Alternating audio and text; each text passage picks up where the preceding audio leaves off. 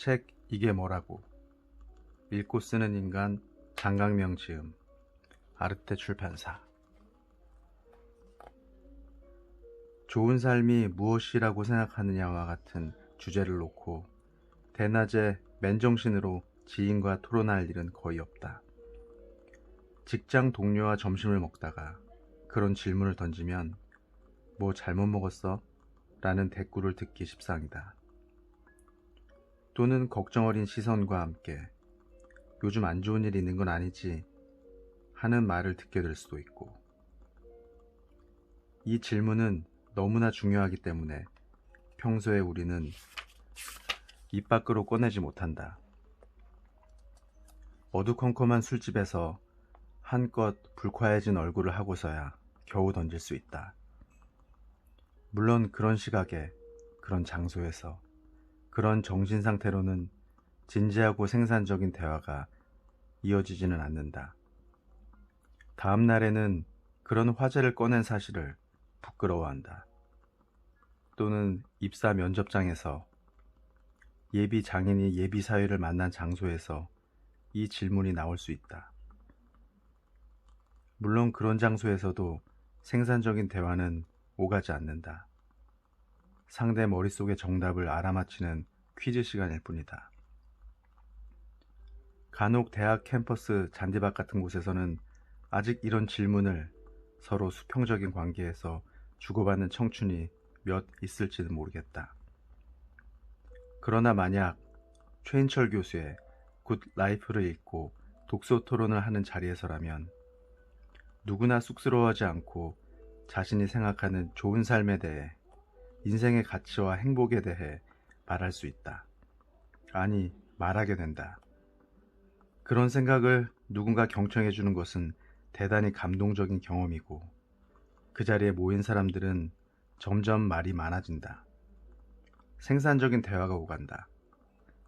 책은 우리가 진지한 화제로 말하고 들을 수 있게 하는 매개체가 되어준다. 책이라는 매개체 없이도 마음만 먹는다면, 초반의 쑥스러움을 각오하기만 한다면 얼마든지 진지한 이야기를 나눌 수 있을까? 물론 가능하지만 쉽지는 않은 것 같다. 가만히 놔두면 우리는 자꾸 다른 사람들에 대해 이야기하려 든다. 자신도 모르게 그렇게 된다. 삶의 가치에 대한 대화도, 우주의 신비에 대한 토론도. 그런데 그거 알아? 라든가, 맞아, 그때 걔도 그런 말을 했었는데, 같은 몇 마디 말로 방향이 휙휙 바뀐다. 종종 우리는 사회에 대해, 세계에 대해 이야기한다고 믿으면서 실제로는 다른 사람에 대해 말한다. 그런 대화가 얼마나 자주 대통령이나 야당 대표, 혹은 명초행 같은 기성세대나 버르장머리 없는 요즘 젊은이들에 대한 욕설과 한탄으로 끝나고 마는가. 심지어 어떤 진화 심리학자들은 우리에게 뒷담화를 하는 본능이 있으며 언어가 바로 그 본능으로 인해 탄생했다고 주장한다.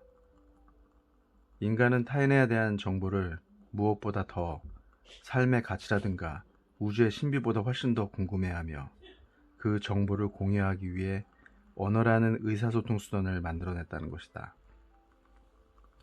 유발 하라리는 사피엔스에서 이 가설을 소개하며 역사학자나 핵 물리학자도 휴식 시간에 자기들끼리 잡담할 때는 1차 대전이나 쿼크 대신 다른 교수들에 대한 뒷담화를 할 거라고 말한다.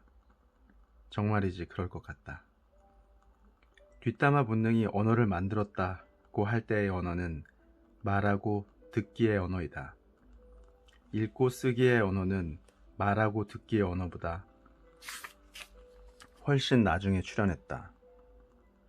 읽고 쓰기의 언어는 적어도 말하고 듣기의 언어보다는 뒷담화에서 자유로운 것 같다.